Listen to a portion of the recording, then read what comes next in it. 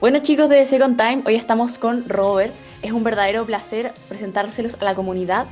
Él nos va a hablar acerca de su libro, Debajo de la Sotana, pero me gustaría también conocerlo en profundidad, saber quién es Robert realmente y por qué hoy en día estamos aquí. Por qué hoy queremos marcar la diferencia y hacernos trascender, ¿cierto? Cierto, Constanza, y te agradezco mucho haberme invitado a tu programa, Second Time, espero pronunciarlo bien, Sí, y que, perfecto. y que esta experiencia nos traiga a los dos un bonito momento de compartir y reflexionar. Bueno, como dijiste, mi nombre es Robert Gómez, yo soy venezolano, residenciado hace 9 años en Chile, una tierra que he aprendido a amar muchísimo desde otro tiempo, desde distintos escenarios, pero en la cual me siento muy enraizado. Estudié educación, mención filosofía, posteriormente me especialicé en teología y bueno, en el camino me he ido especializando en neurociencia y educación emocional, con algunas pinceladas de gestión y liderazgo educativo, y en este momento contribuyo al país desde el ámbito de la educación.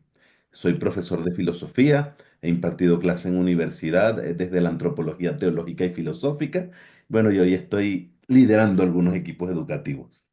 Fantástico, también vamos a hablar de eso más adelante. Muchas gracias por la introducción, espero que les quede claro quién es Robert y cuál es su papel tan fundamental aquí. Me gusta mucho que haya tocado el tema de la educación porque hoy más que nunca creo que necesitamos buenos profesionales en todos los ámbitos educativos. Así que muchísimas gracias por partir. Bueno, vamos a ir entrando en las preguntas un poco. Bueno, cuéntanos sobre ti, quiero saber quién es Robert y qué es lo que lo caracteriza, más allá de lo profesional, más allá del ámbito que ya conversamos un poco, ¿cierto? Como para calentar un poco los motores. ¿A qué se dedica? No, quiero que caractericemos quién es Robert. ¿Quién es Robert Gómez? Ok.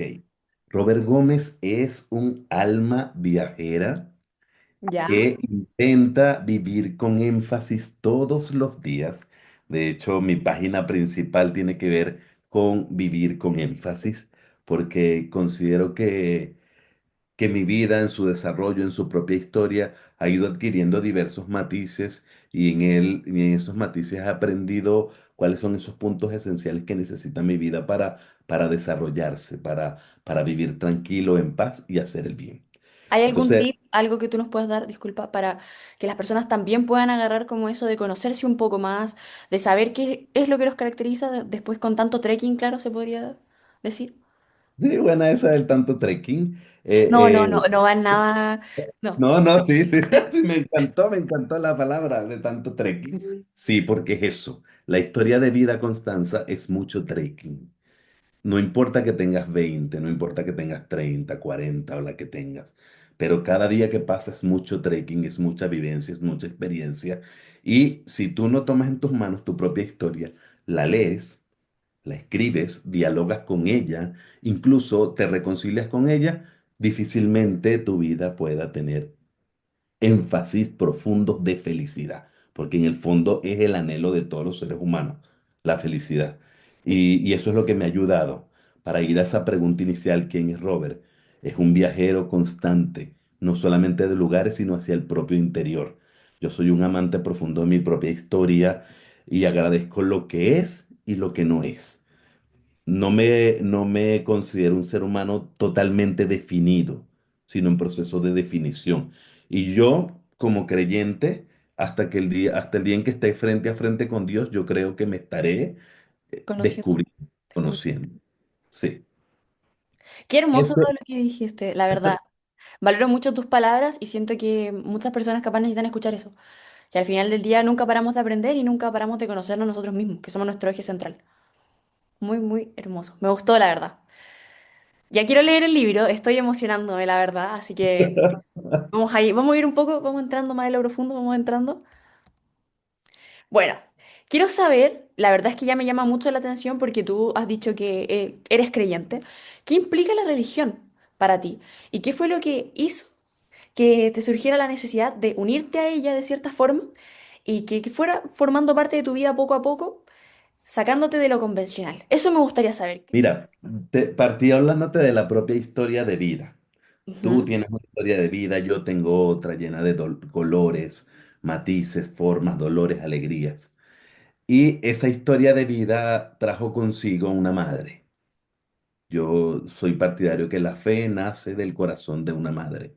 Y una vez estaba mi madre en la casa cocinando en sus grandes quehaceres y llegó un grupo de testigos de Jehová. ¿Cachas los testigos de Jehová, verdad? Sí, los que tocan la puerta. Sí, bueno, tocaron la puerta. Mi mamá, una católica fiel, convencida, no sabía mucho leer ni escribir. Mamá llegó hasta cuarto básico. Y los testigos de Jehová le dijeron, señora, hemos venido a invitarla a que ame a Dios. Y mi mamá le responde, yo amo a Dios incluso más que a mis propios hijos.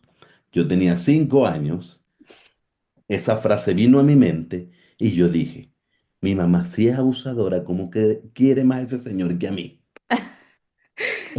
Evidentemente, de Dios a los 5 años, nada.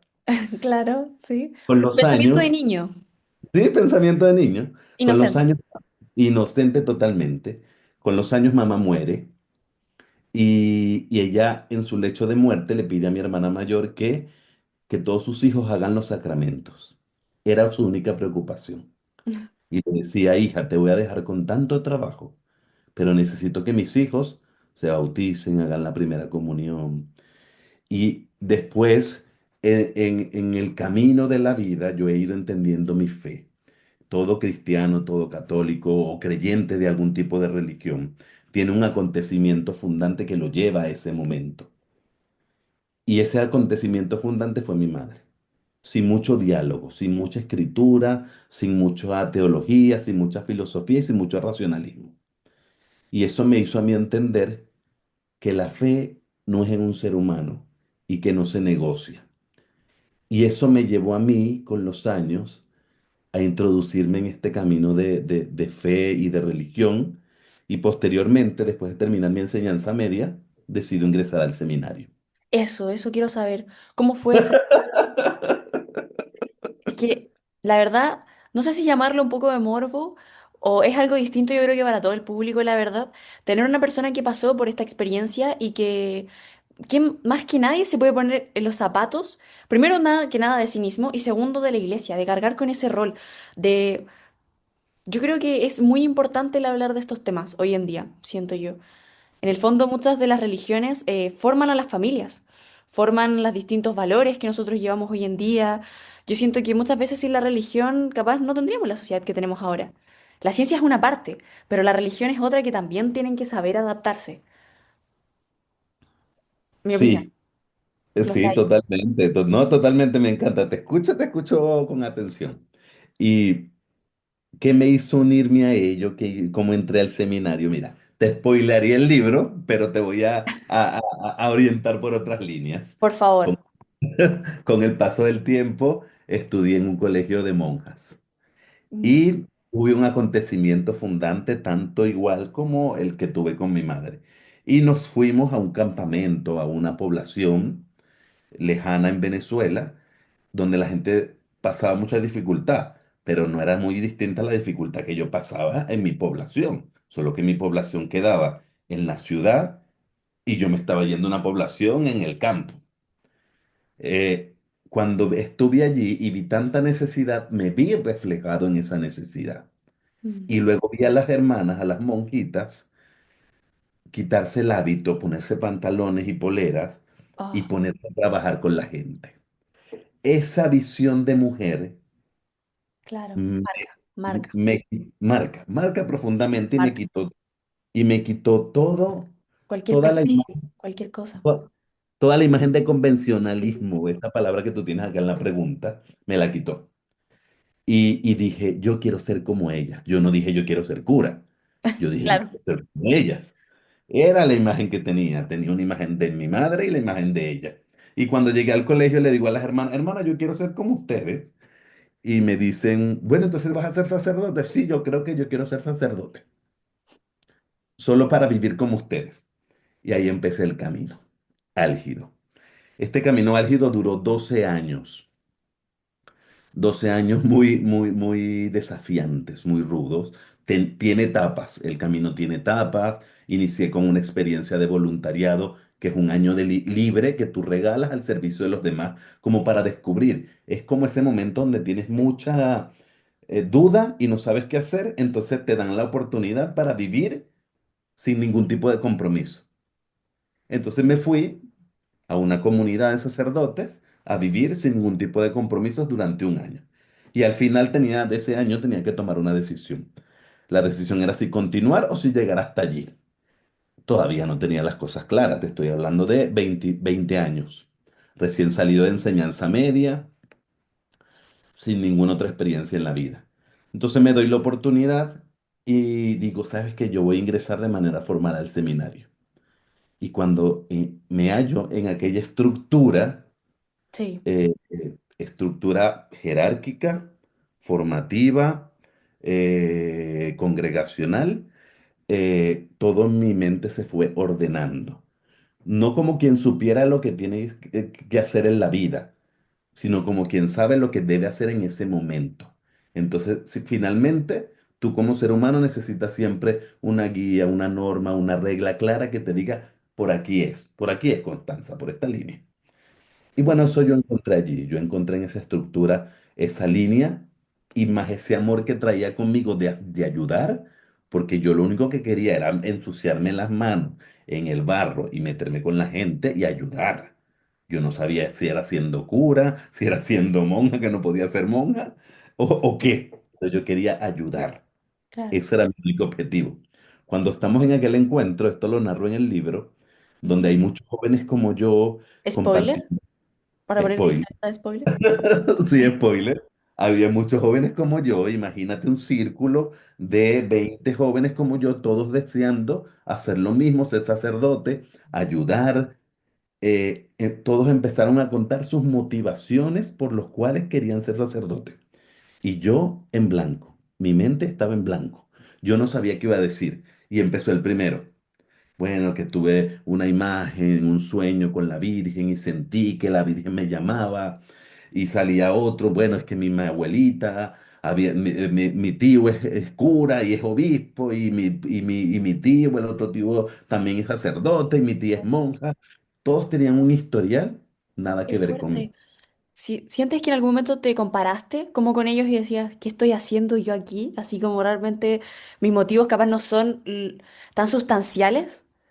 No sé si... por ahí- Sí, sí, sí, tal cual. Muy buena pregunta porque a eso iba.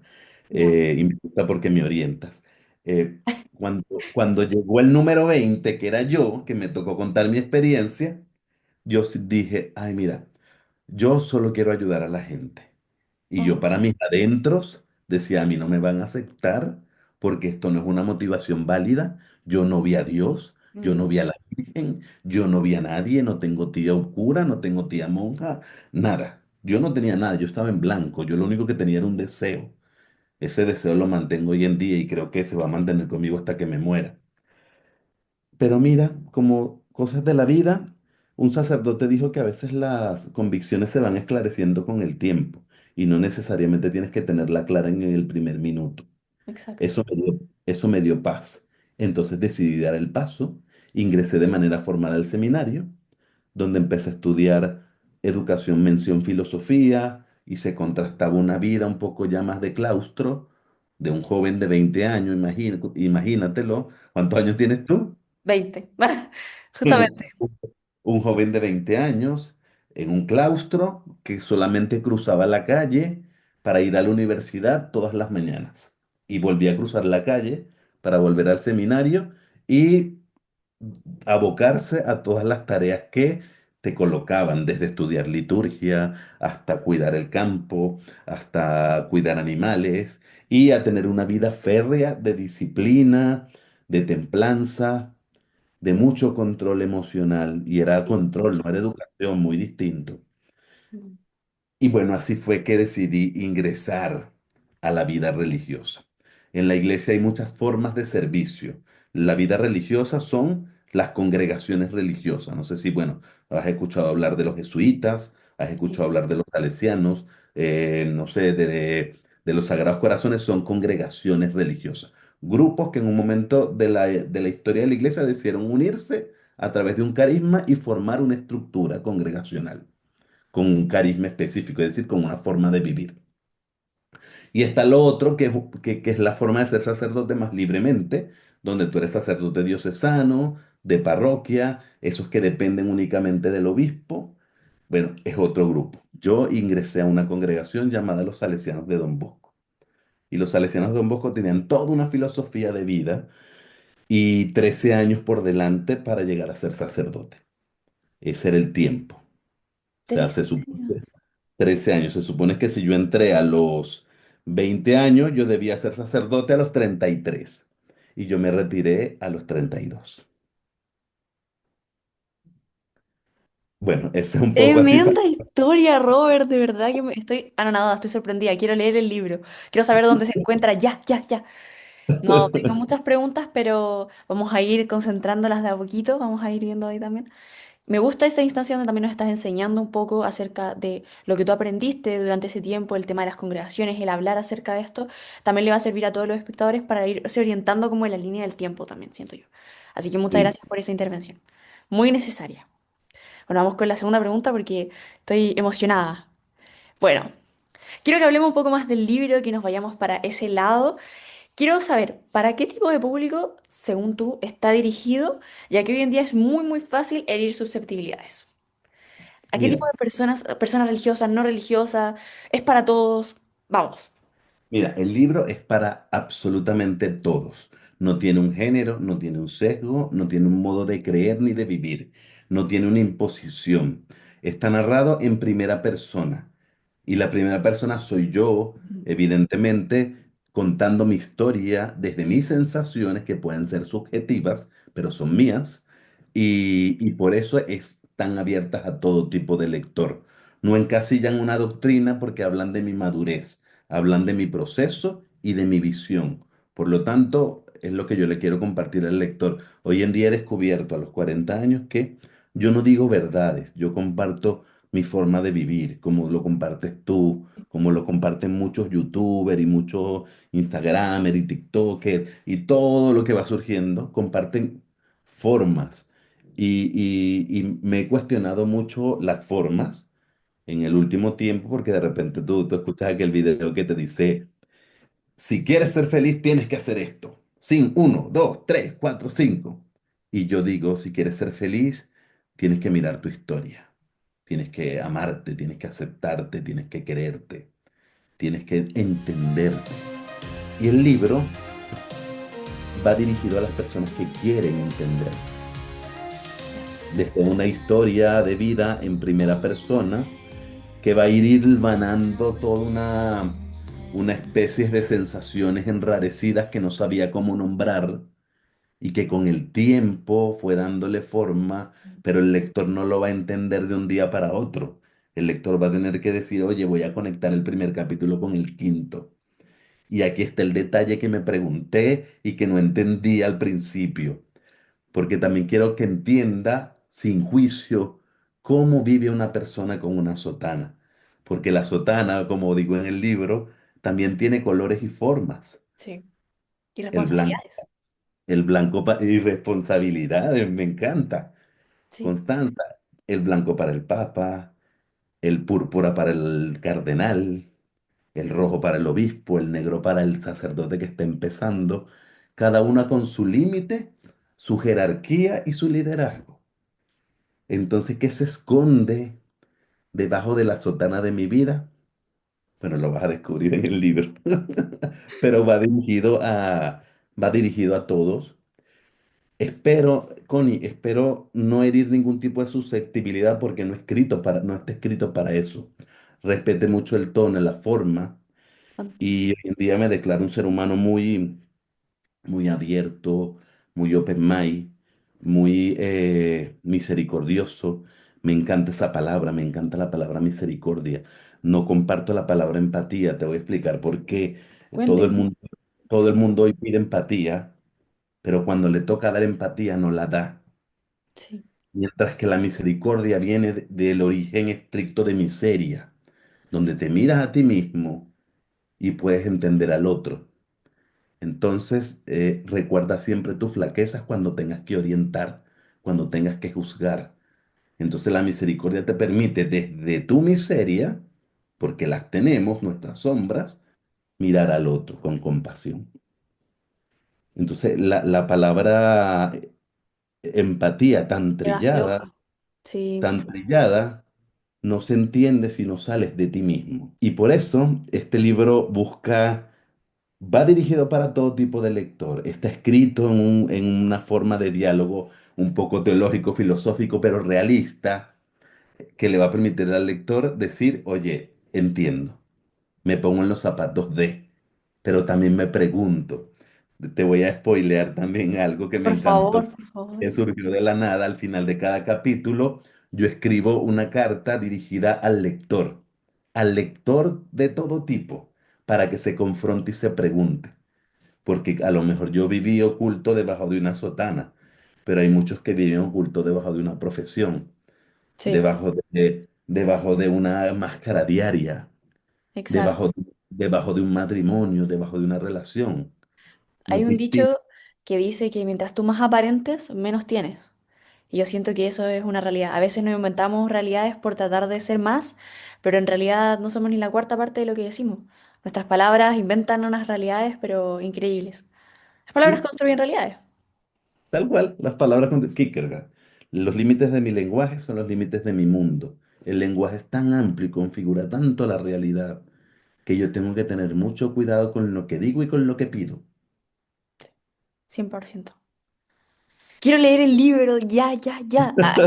No, de verdad. Quiero hacer una invitación, Robert. Me gustaría que hagamos como una segunda parte cuando yo lea el libro para saber cuáles fueron como mis reseñas, si podemos responder preguntas quizás en vivo, hacer unas preguntas como con el público. Siento que de verdad va a dar mucho de qué hablar, sobre todo la forma en la que está escrito.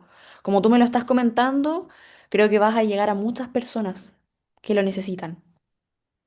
Claro que sí, lo vamos a Me hacer y encantaría. cuando, mira, sí, tengo una posible fecha que todavía no te la voy a decir para no Ah, comprometerme, pero dentro de un mes aproximadamente yo espero estar lanzando este libro. En este momento está en proceso de revisión de estructura, ya terminó la redacción de la revisión de estilos, ya pasó fantástico. por varios filtros y en estos momentos está en diagramación y ya está pasando también el proceso de diagramación. Si todo va bien, la próxima semana estaré trabajando en la elaboración de la portada. Así Qué que bueno. eso está a la puerta de estos días. Qué bueno, la verdad es que me alegro muchísimo. Siento que va a ser un tremendo aporte. Muchas personas necesitamos, a veces que no hagamos preguntas incómodas. Así que sí o sí. Ya, vamos con la tercera pregunta. La verdad es que no quiero ni pasar la página, estoy como muy emocionada. Pero bueno, quiero saber, ¿cuál crees que fue ese detonante que te impulsó durante todo este proceso, si es que lo pensaste más de alguna vez mientras estabas cargando con la sotana? Que tú dijiste, necesito transmitir esto, necesito plantearlo para que más personas puedan leerlo y saber si yo no soy el único, saber si, dejando la espiritualidad en esas páginas. Connie, qué bonita pregunta. De verdad creo que te esforzaste mucho haciendo estas preguntas. Las pensaste muy bien, están muy enfocadas, las entiendo muy bien, me gustan.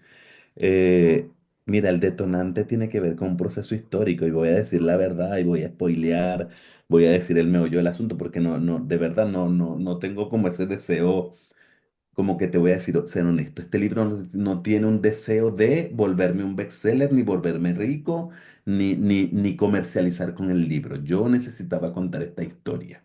Ah, qué bonito. Me lo prometí a mí y esto es en honor primero a mí que voy a contar esta historia.